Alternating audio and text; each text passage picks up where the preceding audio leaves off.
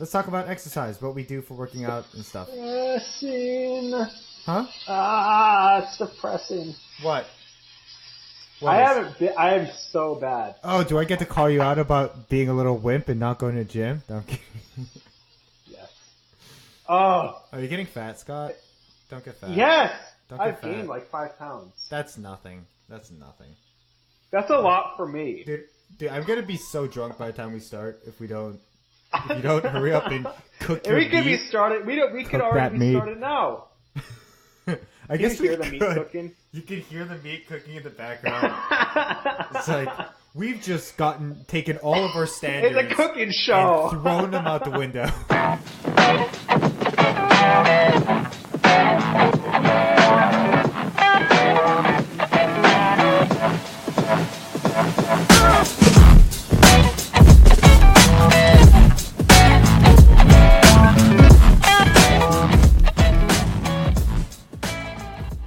Welcome to Unqualified Opinion, the Miller High Life of podcasts.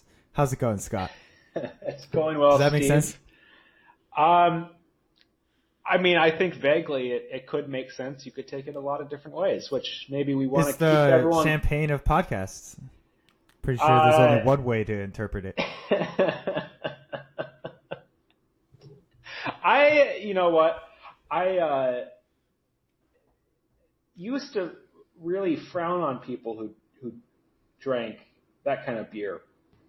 Well, actually, I still do. Never mind. But I've had to really check myself because I see in Tinder profiles these girls drinking Miller Lite, Bud Light, and I'm like, well, that is a very attractive American flag bikini, but you're also drinking that beer. But then like, oh, it's a really attractive. Well, she obviously thought that one through. But you have to weigh it. Now, I don't think I'd ever actually go on a date with anyone. They just live in the Tinder sphere. So if somebody was perfect in every way except for the fact that they drank exclusively Bud Light and Miller High Life, you wouldn't date them? Well, no. I mean, I would, but I have never found those two to go hand in hand. I mean, if you're drinking that, no offense to anyone who does, but I'm sure you'll take offense to this. I don't see them being at all compatible. I just don't think I don't see any actual. So if someone is drinking that, how do you actually have traits that I would agree with? Because everything that led to the point of you drinking that beer is an upbringing that is so different than mine that I don't know what we would have in common. Do you see what I'm saying? So I used to be, well, I kind of do. I used to be as snobby as you are about beer. But then I realized that while I really enjoy finding nice craft beer, sometimes you just need to crack open a Miller High Life or risk getting beat up by everyone there for being a snob. No, I'm kidding. All right, let's move on.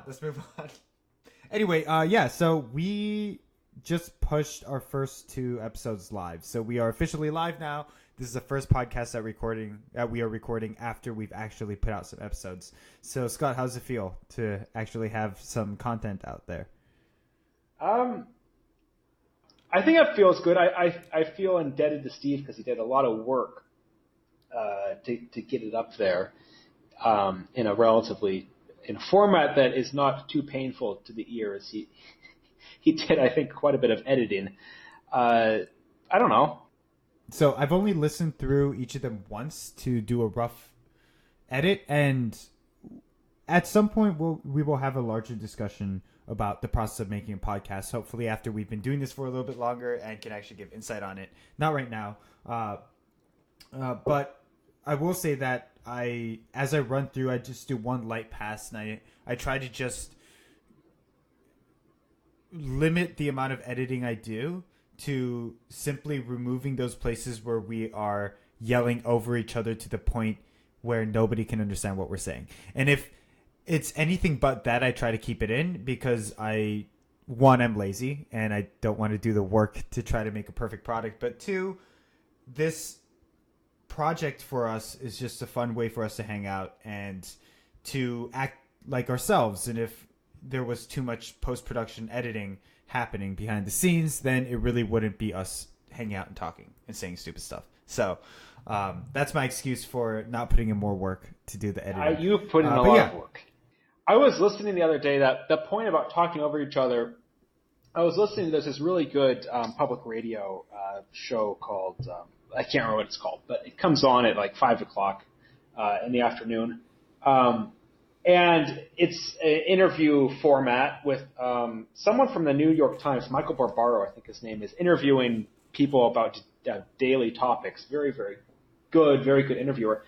But when he is interviewing people who are conservative, he starts talking over them, and then the conservative people, who are usually quite belligerent, start talking even louder, and then it devolves into a mash of sound, and you just want to yell at this guy, shut up, because you can't hear it. So I guess my point is, after doing this, and then we can talk about this later when we talk about making podcasts, but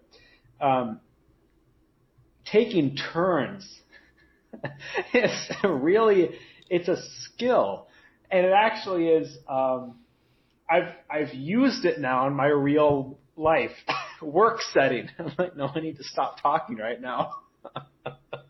So I don't know. It's kind of been interesting.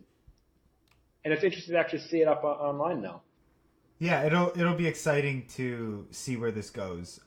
And thanks again, Scott, for creating the logo. It's really great, I think. And it really helps to have a logo out there.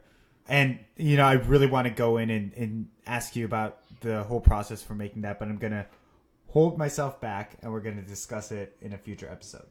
So I have in front of me the book that we discussed in our last episode. I'm going to just flip the pages here.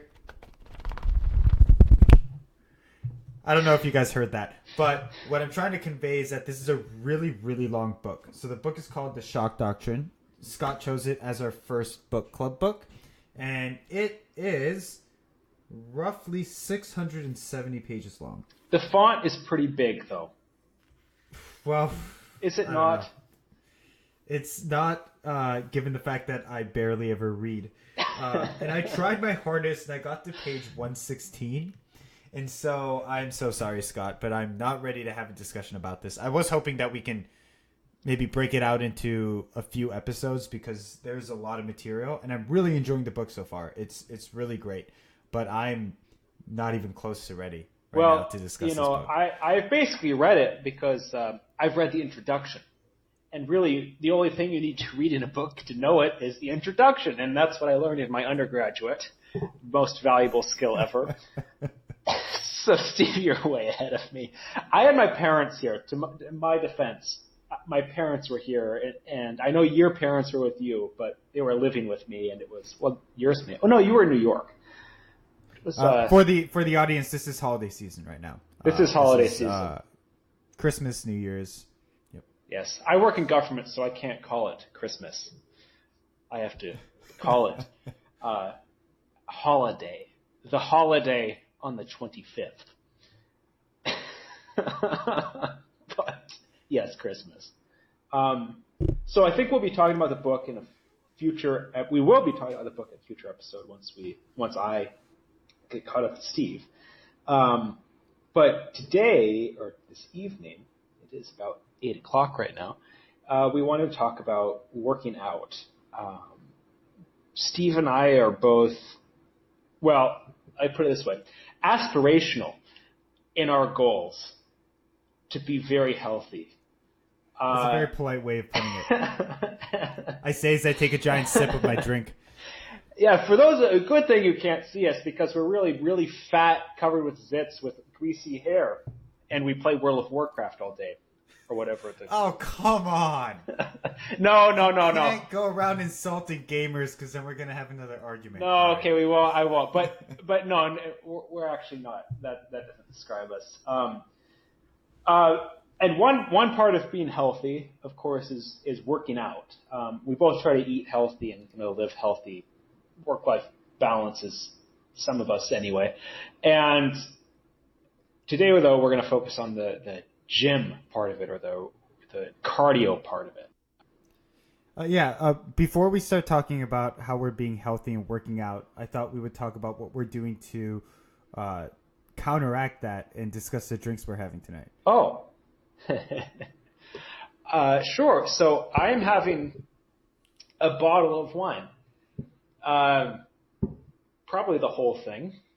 I'd prefer if I didn't drink the whole thing, but probably. It's a mix. It's a Merlot Cabernet. So it's a red blend kind of thing. It's from my home state of Washington, from the Columbia Valley. Two Vines is the brand, it's a big brand. It's well known. It's like the Barefoot of Washington State, but it's quality. It's good. It sets a pretty high bar. So if anyone's looking for a sub $10 bottle of wine from Washington State, it's pretty dry. Anything really from Two Vines, it's pretty good. I think it's pretty good. Definitely drinkable. Definitely not Franzia. Steve? Nice. That sounds good. So I am just going left and right, picking drinks that I can't pronounce. So I have some Korean black bean rice wine in front of me, which I'm going to attempt to pronounce, is called makgeolli. And it is really good. You have to shake it first before you drink it, and it comes out like it looks kind of like milk, but it's really sweet, and I don't know, it's all around really good. Probably going to give me a giant hangover. So I am double fisting with a bottle of Heineken to help me remedy that, because you have to stay hydrated. Mm-hmm. So you can hate me on the Heineken. Heineken, Heineken's better than Bud Light, but we won't go there again. So if you pronounce that name of that drink to I butchered it completely. It was just terrible. So people listening don't go out and start pronouncing whatever it is that you said. I guess it's probably not. Oh, I'm not going to repeat it. Don't try to make me repeat it. Oh, that looks good though. I mean, not. It's really good. It's really, really tasty. If it's interesting because it's got a little bit of an aftertaste that's similar to sake in Japan, but it's definitely thicker and sweeter and more substantial. It tastes more like a dessert drink, but I have a giant bottle in front of me, so I'm probably going to finish the whole thing. Oh, so the bottle he just hold up looked like a liter, like a soda bottle. Yes, like a big bottle you drink Sprite out of. Yeah, so it's 1,200 milliliters and it's 6.5%. And it was about 3/4 full when I started. So we'll see what happens. Okay. All right. Well, cheers. Oh boy. So cheers. And that actually leads into being healthy. This is not working out, but I just want to mention I kind of try to stick to wine recently because it is a healthier alcohol to choose. To binge. Thank you, Steve, for correcting me on that. But I am jealous of Steve's variety of drinks. They are doing it for the listeners. They're quite eclectic. He's keeping the audience on edge. What will he be drunk with next week? I will be drunk with red wine. I have a whole line of them lined right down there. One a week. But that's great for all the wine connoisseurs who can't afford to actually get nice wine, because you've done a really good job of collecting all of the nicest wine at the most reasonable price. I don't spend more than $10, but it sounded backhanded. I work in government. I have to be thrifty with my wine dollars. You do all right. You could just drink one fewer bottle a day and get significantly better wine. On the topic of dreaming, you better make me move on to working out. Yeah, we should talk about working out. Let's go there right now. Never mind. Yeah, so I was thinking that it would be nice if we start by talking about when we used to work out together. So a few years back, I was living in Minneapolis, and because of that, we used to work out together. And so maybe, Scott, you can talk about what our workouts were like then, and then what you do now as an alternative. So we went to we were both students at the University of Minnesota, which for those of you who don't know, is I believe the seventh largest university in the country. Like 60,000 students. So they have this huge gym. It is what, like 5 stories, 6 stories if you count the basement. Massive building, and then there's complexes built onto it, Olympic-sized pools, tracks, etc., whatever. So Steve and I got to go to this gym for really inexpensive, really, really good price as U students. And so looking back at it now, saying what I'm about to say, I can't quite believe it. It's like a fever dream. I don't actually think it happened. But what we did, we would go and we would go on a run, usually around 8 miles outside. This is during the summer. About a 50-minute to an hour run. And then we'd come back and we would do abs. And Steve's version of doing abs is essentially trying to kill yourself in the quickest amount of time you can via cardio. It was very painful, extremely. You can't understand. And then we would go on and do a whole set of lifts, usually like 6 exercises, I think. And then we would stretch. The whole period of that took well over 2 hours. Oh, because then we would go to the locker room and go to the steam room for like 10, 15 minutes and then shower and get dressed. I think it was close to 3 hours. And that was probably at least 3 times a week. Yeah. Yep. That sounds about right. I cannot believe that. Well, we were both graduate students, and I don't know how that means we had enough time to do that, but somehow we found enough time to go 3 days a week, and the lifts we would do would rotate. So we would focus on a specific muscle group. Usually it was either going to be legs, shoulders, chest and triceps, or back and biceps. It's pretty standard, pretty classic stuff, but what we did was we focused first and foremost on cardio. So we really prioritized cardio. That was the first thing in the workout. That's what we did when we were before we were tired at all, before we had any kind of fatigue or strain. And really the goal, everything else after that was really an afterthought. So we would do the full cardio. We would make sure we go to exhaustion. Then afterwards, we would come in and see what we have energy for. Sometimes we would skip abs, for instance. In a few days, we would skip some of the lifting. But we would always do the cardio, and that was important to us. Mm-hmm. And, you know, the audience can't see what we look like. We're definitely not giant, ripped people. But I would say that neither of us are out of shape. We're both relatively in shape. And I think part of this is we've never been interested in bodybuilding, building muscle for the sake of building muscle. Really, fundamentally, working out has been an exercise in staying healthy and improving our chances for a healthy, longer, better life. Mm-hmm. So that's what the workout used to be. And then we both graduated. And we lost access to the gym, and then I moved to DC. And so what do you do now? Well, I would still go to the gym because I worked at the university for a little bit, so I had access to the gym. But after that, I went to like Anytime Fitness or Snap Fitness, places like that. Still trying to do some similar cardio and then lifting. And then I started a full-time job, which is probably more than a full-time job, more than 40 hours a week.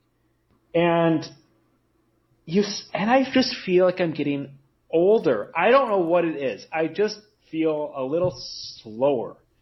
And not bad, just slower. I don't know if slower is the right word. But I would start thinking, and then I think, okay, you know, what are my priorities? Do I need to spend 3 hours at the gym, or should I go work on something else, or go, I don't know, learn something online, read a book? I don't know. I was starting reprioritizing things, and so I just start focusing on really much shorter and much more intense workouts. And so where I landed now, and if you've listened to this whole podcast, you know, that I bought a house recently, and that I equate with having a child. I've never had a child, and I'm sure people who would have children would scorn me for saying this, but it's a fixer-upper, more or less, and the amount of time I put into it and how much care I have for it controls my life. And so when I come home, or on this weekend today, for example, I'm like, I go to the gym, or I could spend all day in the bathroom putting a fan in, which is still not in, damn it. And I chose the latter. And so I've had to really shorten the workouts. And so what I'll do typically is I'm going to Anytime Fitness. I do half an hour of intense cardio. So I'll do the elliptical at the highest settings, or I'll do the stair stepper or the elliptical, the bike, and put it all the way up to full resistance and stand on it and go as fast as I can.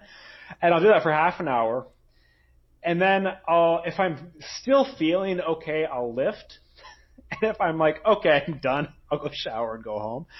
I did also buy a full weight set, or a barbell. I bought a barbell and a rack and a bench for my basement, so I can actually go down and lift. And I was actually doing a really good job of lifting in the mornings before going to work. So like I'd spend 30, 40 minutes 3 times a week lifting at home in the basement. And then when I go to the gym after work, because the weights are usually really crowded, I just do the cardio there. Because it's winter in Minnesota. And for those of you who know winter, you can't go outside. So I used to live in a nicer apartment which had a gym, and I found it was really, really hard to motivate myself to actually work out at home. How do you motivate yourself to do that? Do you find it difficult? I put a speaker downstairs. And so I play the loudest music you can imagine in the morning. That helps a lot. And you can just go down. I mean, this is going to sound weird, but you don't have to get dressed. It's like you're in your underwear and t-shirt. You just go downstairs. You don't have to worry about getting your shoes, getting your gym shorts, whatever. You can look like You just gotta make it into routine. You get out of bed and you just go down. Well, it doesn't matter, because if you look like absolute shit, it's your basement. Like, no one's looking at you. And I don't have mirrors on the walls, so I don't know what I look like. So that is... But how do you get yourself down there? Because I just feel like I wouldn't go. I would just find some excuse and be like, oh, I have to go to work early or something. Or I get home and I just don't feel like doing it. I try to give myself a really, really long morning. I like long mornings. So I'll wake up at usually like 6:30, and I will make my coffee. Automatic coffee makers. The coffee's made for me. I love it when I get up. And have my coffee, eat my breakfast. I have a bird feeder outside. I watch the birds for a little bit, and then I'm like, okay, I'm awake now. And then at that point, I'm like, I'm going to go downstairs and lift. So it's not like I'm going downstairs when I'm tired. I'm going downstairs, I'm refreshed, I'm awake, I go down and lift, and then I go up, shower, get dressed, go to work. And I usually get to work around 9:30, 10 o'clock. Okay. And then I stay a little later, or I like work, and then I come home, and sometimes I'll work at 7 o'clock at night. So... And you work out that's how between those times? You go to the gym to do cardio after work? Okay. So you split up your workout. Yeah, because it's in between. It's like on the way home. Okay. So you split up your workout, do the lifting in the morning, and then do the cardio at night. It's actually a trick for me. So the gym, I take the light rail home, and the gym is one stop past my stop. So I love riding the train, and then I'm like, it's my stop. I'm like, oh, I could just sit here on the train and go one more stop, because it's so nice just to sit here and look out the window. And then I get one more stop, and it's like, oh, damn it, now I'm by the gym. And so then I go to the gym. So it's actually a very nice little mind trick. Nice. To get me to actually go. Because I don't think I'd actually skip my stop, and then not go to and then walk home from there, because that is just a huge waste of time. It's like, okay, I skip my stop, now I get to go to the gym, then I'll go home. Yeah. So Nice. that's how it works. Yeah. What about you, Steve? So I wish I was the kind of person who worked out in the morning. I really wanted that to be me, but I just can't seem to make it work. And I think that there's an important point here where you got to find a workout that works for you, because the most important thing is being able to do whatever it is you're doing consistently over time and have the mental triggers in place to make sure that you can keep with the workout. And so for me, I tried really hard to make myself a morning workout person, and it just wasn't working. So what I do is I subscribe to a gym that's really close to work, because I'm a very lazy person. And I also know that after work, if I get home, there's no way I'm going to drop off my stuff and actually go to the gym. So I have a membership at a gym that's really close to my work, and I will go there right after work. And in the beginning, this was really hard to do because you're really tired after work, and there are so many excuses you can make, such as, oh, there was certain material that I should study up on, or I've got to run these house errands, or I've got to cook tonight, and things like that. But really, if you can get started on it, it becomes a lot easier to force yourself to do it. And what I do is I do significantly less than we used to. I will do 30 to 40 minutes on the elliptical, and a lot of people would say that the elliptical is a ridiculous cop-out of a cardio exercise. And I vehemently disagree, because if you are doing it right, it is really, really, really tough. And what I do, and I use the pre-core machine, is I start at 13 resistance for 5 minutes, 14 resistance for 5 more minutes, and then 15 resistance, which is my highest level, for 5 minutes. And then I do 2.5 minute intervals. So 2.5 minute intervals at a rest, which for me is 13, and then 2.5 at my max, which is 15, and I do that 3 times, and that's 30 minutes. And then I will do 5 to 15 minutes afterwards at a low level. And so that's my initial cardio. So I'm so focused on doing primarily cardio, and if I get just that done, I'm happy. But what I usually do from there is one of 4 sets of exercises. 5 sets of exercises. An ab workout, a back and bicep workout, a leg workout, a chest tricep workout, and a shoulder workout. And those I try to rotate the exercises on, but recently they've become a little bit stale, and I've been doing kind of the same things over and over. But I'm hoping to change that up soon. And after that I stretch, and then sauna, and then go home. So we do pretty similar things. Probably pretty traditional stuff. I actually on the elliptical, because I use that too, as well as I use the treadmill a little bit. I'll sprint on the treadmill, and then the bike and the stair stepper. I've been trying to combine weight resistance with cardio. So that's why on the elliptical, I will put it up to 20. So you can't go very fast. I think that's the highest you can go, the highest resistance. But it's a really good leg workout at the same time.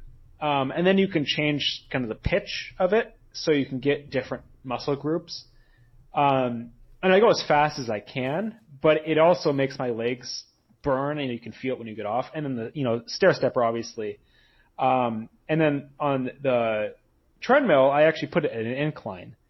So you're actually I put it at like 1.5%. So when you're sprinting, you're actually sprinting uphill slightly. Oh, nice. So they work in more muscles. So that's, I've liked that. Then I feel like I had a leg workout, but I also feel like I had a cardio workout when I'm done. Do you do legs? I've been doing legs a lot more. What do you do for legs?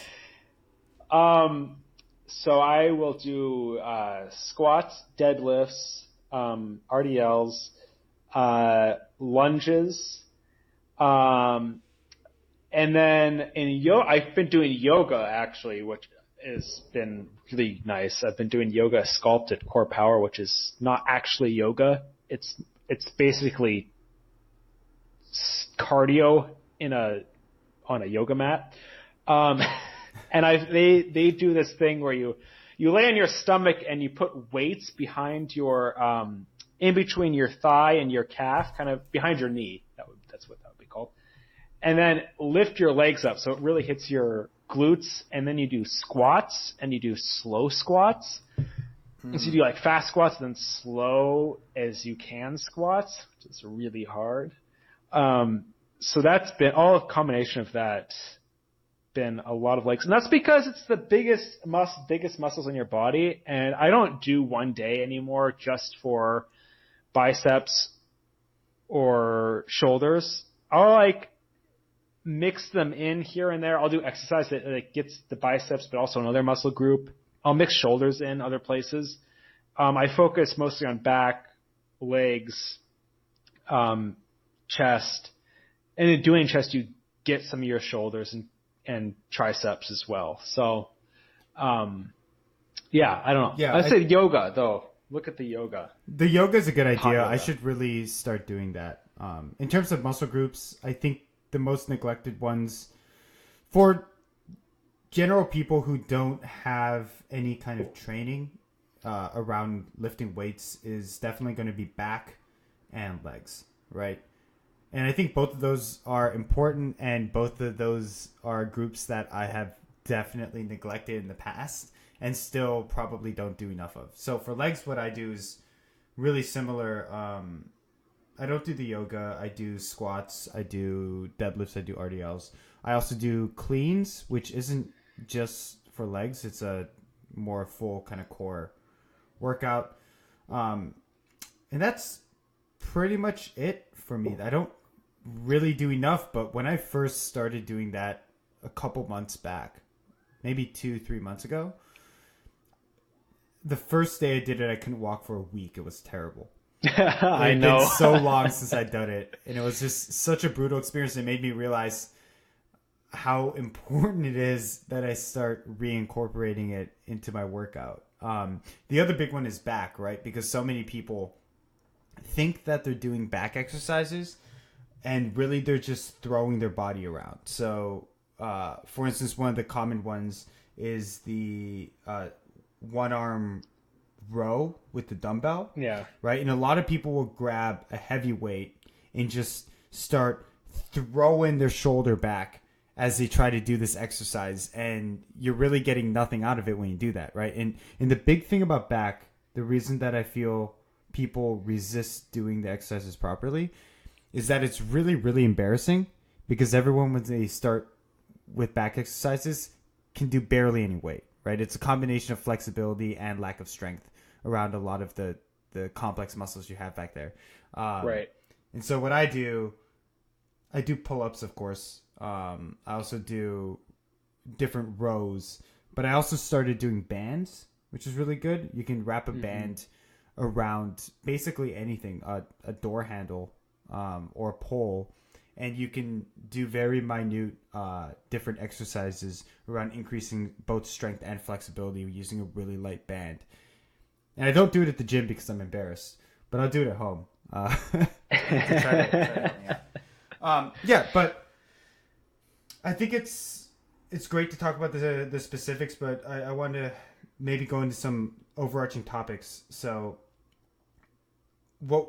Scott, before you move on, Sure, Steve, sure. I just want to mention, I actually remember, and that's one of the most important things is the form when weightlifting. Yeah. I remember when I went to undergraduate in Minnesota, undergraduate school, college, and at the gym, there's this guy. I was like, oh my God, how does he get in such good shape? And then you would see him lifting weights, and he'd lift really light weights.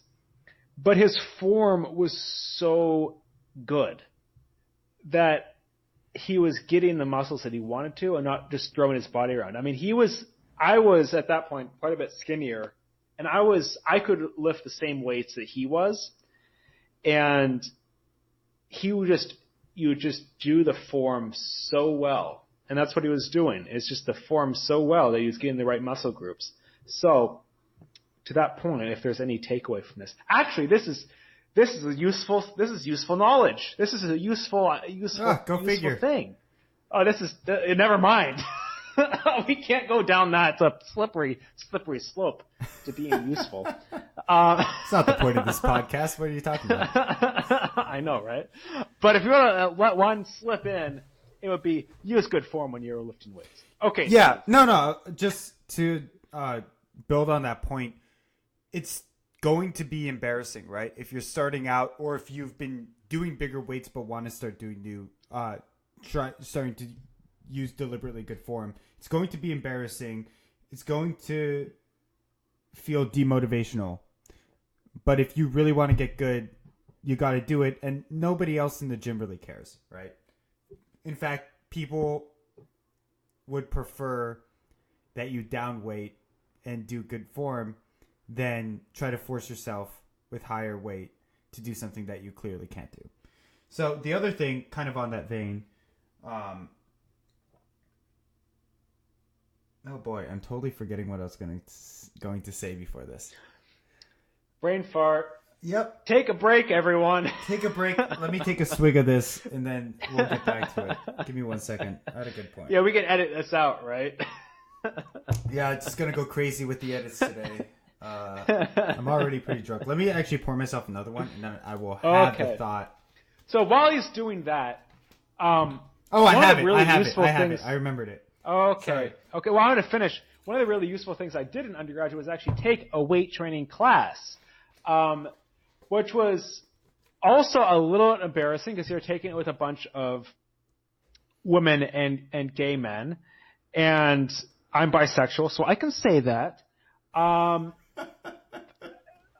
was by far the straightest person, the person most attracted to women in that group. Let me just say that. But it was really useful. It was extremely useful. Because the guy teaching it had coached NFL players before. And just the way he talked through it and talked about kind of the reason why you do what you do was really, really helpful. And I still remember that today. Anyway, yeah. Steve.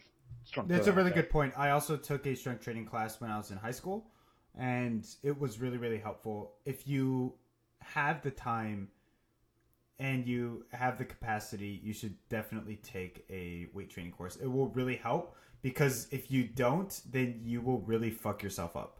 You really will. Yes. Especially when you do bigger weight exercises. Sure, you can do curls. You could probably do things like tricep extensions. You might even be able to bench. But if you try to clean, like, man, that's not going to work out for you. You're going to break something. So the other thing I want to talk about, Scott and I have been working out for a long time, right? Over 10 years, probably, something like that at this point, on and off. Individually, you mean? Individually, for 10 years or so. Yeah. And I would say, at least for myself, early on I started to plateau, and I haven't really increased weight for a long time. And part of this is because I focus on cardio, and I'm not really motivated to try to become bigger than I already am. I care a lot more about generally staying healthy and just making sure that, you know, I'm not gaining too much weight in terms of fat or anything like that. But one of the things I do when I exercise, and I think, well, when Scott and I exercised together, it was this way. I'm not sure about now. Is we would do high rep, low weight, right? And so I'm talking 12 to 15 reps, a small rest period between exercises, quickly moving on to other exercises, and maybe swapping between multiple exercises.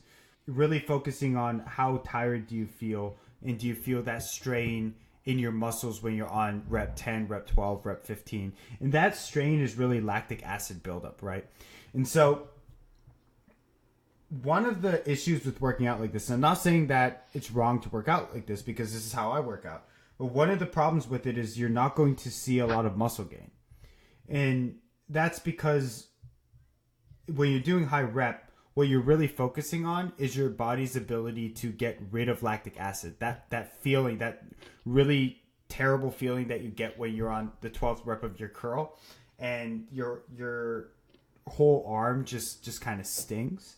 That's lactic acid. And if you just keep doing high rep with short wait period, your body gets really good at getting rid of it. It gets really, really efficient at handling lactic acid.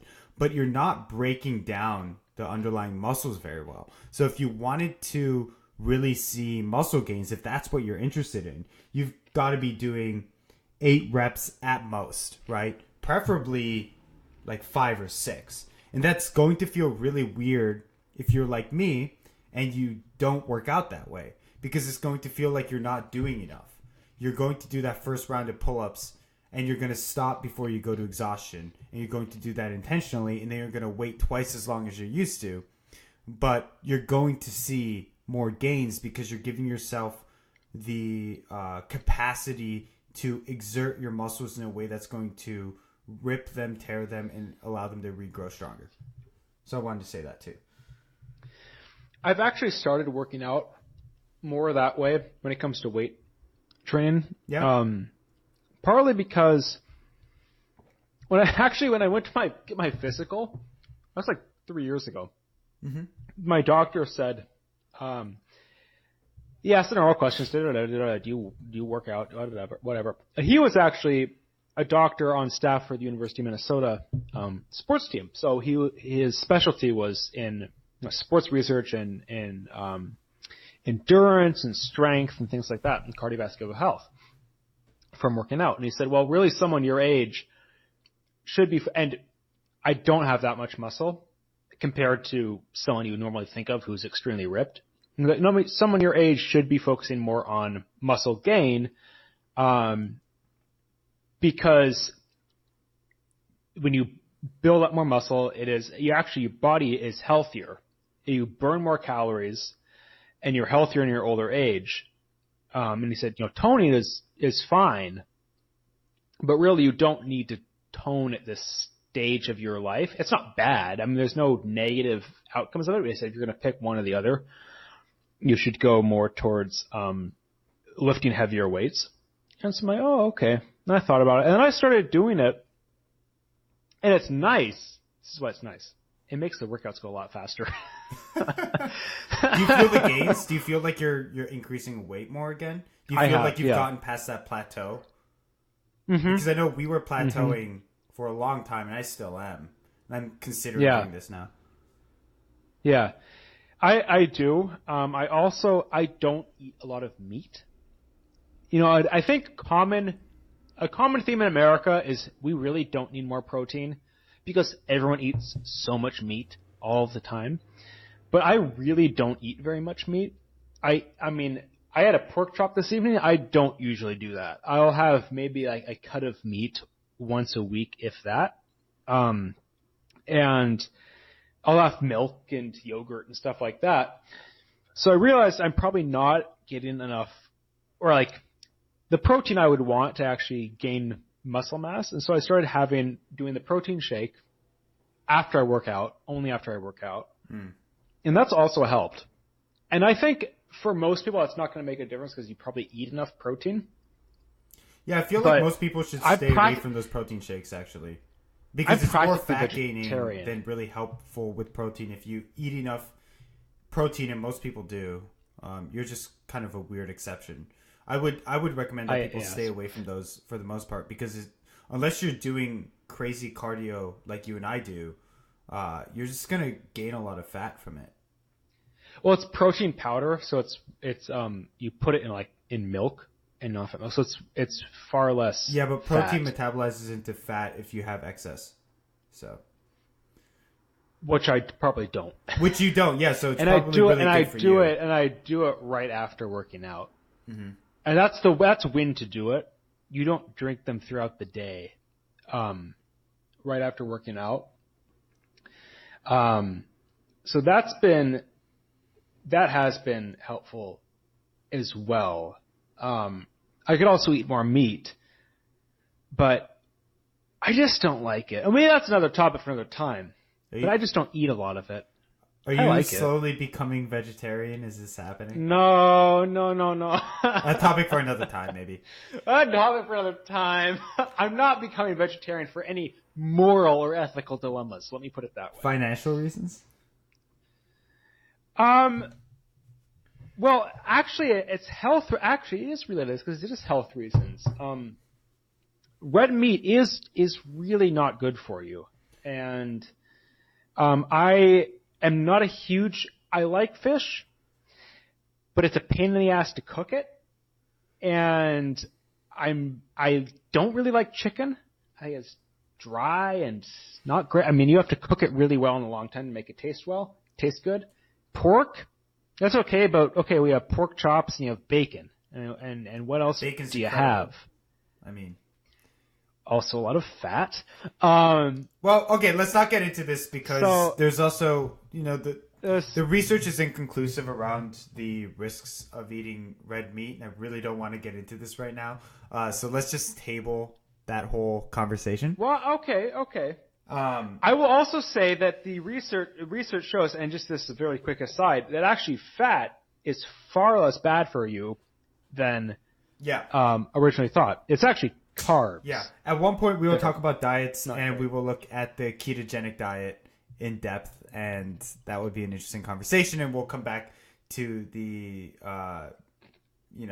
risks and the benefits of a fat-based versus a carb-based diet.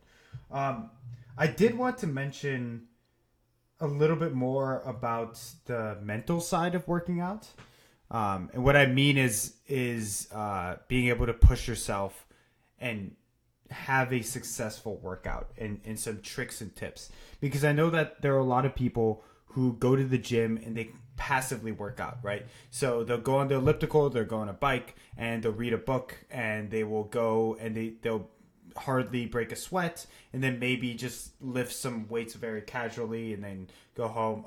From that, ranging to someone who's trying to work out, but they maybe have a goal and they consistently give up halfway through their cardio, or they're trying to lift and on exercise 3 when they want to go to exercise 6, they can't seem to motivate themselves to move further. And so I wanted to talk about kind of what goes on in your head, Scott, when you're hitting those walls, hitting those breaking points, and how you get yourself to push through. Well, okay, so I want to be clear first off that research does show that any amount of exercise, even I think recently there was this big study done that shows even 10 minutes of moderate exercise per day, and moderate exercise means like walking relatively quickly, has a positive impact on your health. So people who go to the gym and read a book while they're on the stationary bike and don't go that fast or that hard, I mean, that's still healthy for you. That is a good thing to be doing. It is far better to do that than sit on your chair and watch TV. So I just want to put that out there, that that's extremely beneficial. So nothing against anyone who does that. So to take it to the next level, if you really want to get in extremely good shape, and I would say Steve and I probably up to the 80th, 90th percentile, not bragging, but probably among American population. And as we get older, that percentile probably will keep increasing if we stay in shape. What I do is first off, I tell myself, you're being really lazy. Just do this. There's no reason why you can't do it. Stop bitching. I tell that to myself in my head. There's another aspect of it as well that is superficial. It's like, if you do this, you're going to look really good. That also motivates me. And then if I can find a good song that I want to finish, it's like, okay, here's 3 minutes and 30 seconds more of this really good song. I'm going to just get to this end of the song, and then I'll get to the next song, and then the next song, and I'll keep finding good songs. That also keeps me going. And again, this is the cardio side of it, not the weight training. And the cardio is more important.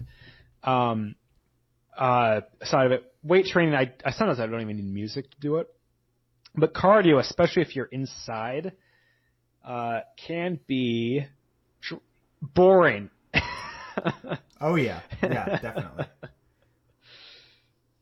Yeah, and I will say that is one of the reasons I've started looking into yoga. I've really considered going to like spin classes or other group fitness classes for cardio, because when you're with other people, you have to compete with them. I mean, I do. I think Steve does. It's like I have to be the best one in this room. I think this is why we were in such good shape when we worked out together, right? If you have problems motivating yourself to work out, find someone to hold you accountable. It's really oversaid, but it really does help. And find someone who's relatively at your level and someone who you feel competitive against, right? You feel like you can have some kind of competition against. And that really worked for us. I think especially on our runs, because if one of us was falling behind, the other one wouldn't move past, but it's not like we would stop and just call it quits. Now, if one person's struggling, that person will feel motivated to try to keep up to make sure that the group, the two of us, could make it to the end. And it was really helpful. I mean, it feels terrible, but when you're that person, right? But that's what gets you moving. So for me, I do a lot of the same things. When I'm struggling doing cardio, there's an interplay of kind of 3 internal monologues that I go through. They're not like super appropriate to say, but the first one is to try to remind myself that the pain that I'm feeling is just a feeling. It's just a physical response that's manifesting in a certain sensation that I'm having. And that is so Steve. If I can either ignore the sensation or try to deconstruct the sensation, that process in and of itself can allow me to understand it as something separate from the mental block that I'm feeling because of it, right? And if I can disassociate the two, then it becomes much easier to push forward while being an observer of this sensory experience rather than someone beholden to it, right? The second one is the don't be a little bitch mentality. That one is the tell yourself, don't quit right now, don't be that person. You don't want yourself to be that person, right? Think about the pride you have in your own capacity and don't disappoint. The third one, and this is now getting to things that I don't want to admit, because it reveals parts of myself that are pretty shallow, but you know, I'm going for it. Is the don't be average mentality. And here's what I mean. Oftentimes in a workout, especially in cardio, you're going to hit that point where you've done a lot already. Maybe you haven't hit your ambitious goal, but you've already done a lot. And you could stop there, and it would still be a reasonable workout. And most people do stop, right? But if you have that little voice in your head that's saying, if you were the average person, you would stop right now and feel content. Are you the average person? Typically, at least I will listen to that voice and say, hell no, I'm not. No, I'm going to move beyond that, what the average person does. And I use that to motivate myself to say every breath, every step, every additional push I take now is an additional step that I'm taking beyond average. And I know that's so superficial, and it's just a simple way to judge yourself against others, and you're not supposed to do that, but it really does help me when I work out to push that extra 5-10 minutes, to push that extra mile if I'm running. And then, of course, music. And I listen to some pretty embarrassing music, but really it's just whatever works for you, right? I will even listen to J-pop on repeat I listened to Ariana Grande break free on repeat for 30 minutes once on the elliptical. It helped me get through it. It was great. I listened to the trashiest trash. You know what? If it has a Whatever good beat, works, man. Whatever works. Yeah. So. And I will say you almost had a very lyrical saying in there from the Police. What was that one? It was every breath you take, every step you take, something like that by the Police. You were almost verbatim. Hey, I will say, Steve, it was very eloquent. Hey, some people listen to podcasts when they work out. Maybe someone will play this on repeat. So who knows? Oh, I'm sorry. If you're listening to this and working out, good for you. Good for you. Keep it up. But we are so sorry. The other thing I wanted to talk about was falling off the wagon. So I think a lot of people, when they start working out again, will set very specific goals, such as I will lose 20 pounds in 6 months, for instance, or I will train until I can run a half marathon, for instance. And I think that these goals are really admirable and they're very helpful. But the sad truth is there is no end. There is no end to working out. It's always going to be painful. There are days in which it's truly going to suck. And there's no point in which you can stop, look back, and say, I have made it and now I can stop. This is a point that everybody who wants to stay healthy has to get into their head. There is no end to it. It is a process you normalize into and you bring into your life. And it has to stay consistent. And it's okay if you drop off the wagon because everybody does. The question is whether you can pick yourself back up again and get back to it. Whether you can recognize that this is a process that needs to continue, right? It's not about I'm going to lose 20 pounds and then I'm going to go back to my regular life where I work out once a week very lightly, because that's not sustainable, because 6 months from that point, you're going to have to put yourself through that same ordeal again. It's I'm going to lose those 20 pounds in 6 months and then I'm going to find a sustainable strategy in which I can keep to a level of healthiness that I truly want and can handle given time constraints and other things. And I'm going to maintain that. And I think that's really important. I think it's a very good point.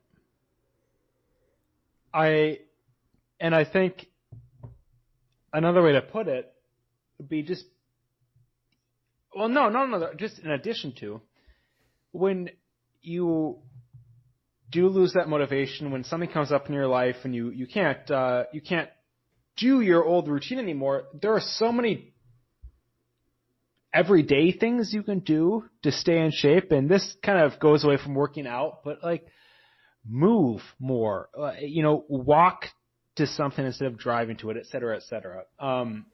Today I was, as I mentioned, putting this fan in, I was like leaning over backwards with a hammer, hitting my ceiling. Like it's a very small workout, but it is far better than just sitting on the couch.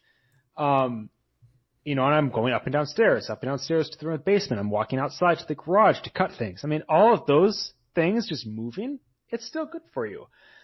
And no, I didn't go to the gym today, and I wish I did, but I did move a lot. And so it's good. Yeah, definitely. And it's not all or nothing, right? So, for instance, if you get injured, the response, it's so easy to say, well, I'm injured, I just can't go to the gym, I'm just going to not do any of it. Really, the question should be, okay, here's a range of motion which I'm limited. How can I make a beneficial workout given the constraints that I currently have, right? And that's a very specific example, but I think that relates in a wide variety of restrictions that someone might have, right? At another time, Steve and I will have to talk about how our diet completely backfires on us and voids everything we just said. You mean all the alcohol that I'm just chugging right now as we have this conversation? I was just about to say that as I was speaking, he didn't even know what I was going to say yet. He was taking a big swig from his sugary alcoholic drink. Oh, not just that. I'm pouring myself another one. So... And he's pouring himself another one. What hypocrites. And I'm almost these done guys with are all ridiculous. of mine. Why should I ever listen to these guys? They're just alcoholics talking about working out. I want to say, that is a one that neither of us mentioned. It is to work out to combat the unhealthy choices made in other areas. Yeah, I want to eat my burgers, man. Like, what am I going to do? What else do I do besides work out like crazy? Yeah, so I wanted to mention just one more general theme around working out, and that's kind of the mindset. I really believe that working out isn't just a way to train your body, it's a way to train your mind. It's a way to train your mind into improving on and strengthening your capacity for willpower. Because, as we all know, working out really, really sucks. It's really difficult to do. It's a painful process. You wake up in the morning or you're getting off work and you just feel like shit and you don't want to go, but there's a part of you that says, come on, you have to do it. Don't be a little bitch. You gotta go work out. And then you listen to that and you begrudgingly say, all right, well, I gotta fucking do it. And then you go and you change and you get up and you do the workout and it feels terrible, and sometimes it feels great halfway through and you feel very accomplished, but then the next day you have to repeat it all over again. And that constant pounding, the pressure that you have, the resistance that your body has to it, and your ability to overcome it translates into other parts of your life. I really believe that it does. I think that just as important as working out is for keeping your body healthy, it's equally important for keeping your mind sharp and capable of succeeding.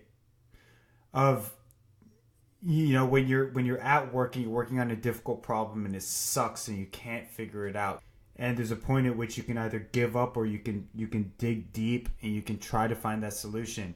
I really think that the working out helps with that. I think that working out kind of hardens your ability to push through cognitively difficult tasks and mentally challenging situations. I think that is a great ending to a discussion about working out. I think that was very eloquently stated. So, unless you have anything else, Steve, is this going to be a formal ending? I don't think we've ever done a formal ending. I will say... We've never done a formal ending. Oh boy, you sound so excited. He wants to say something though. We may be going off track here. Okay, go ahead, Steve. Okay, I quickly wanted to say we will be trying our best, and there are no guarantees, to talk about the shock doctrine, the book that we mentioned last podcast, in our next podcast. So that, again, is The Shock Doctrine, The Rise of Disaster Capitalism by Naomi Klein. And so far, it's a really great book. Super excited about what I've read so far. And hopefully we can get to it next week. And if anyone has already finished the book, if anyone is listening and is also reading it, besides Steve and I would suggest actually her book on climate change policy. It is really excellent and puts this one, I think it rivals this one. So, with that, we will see you next time. Bye, everyone.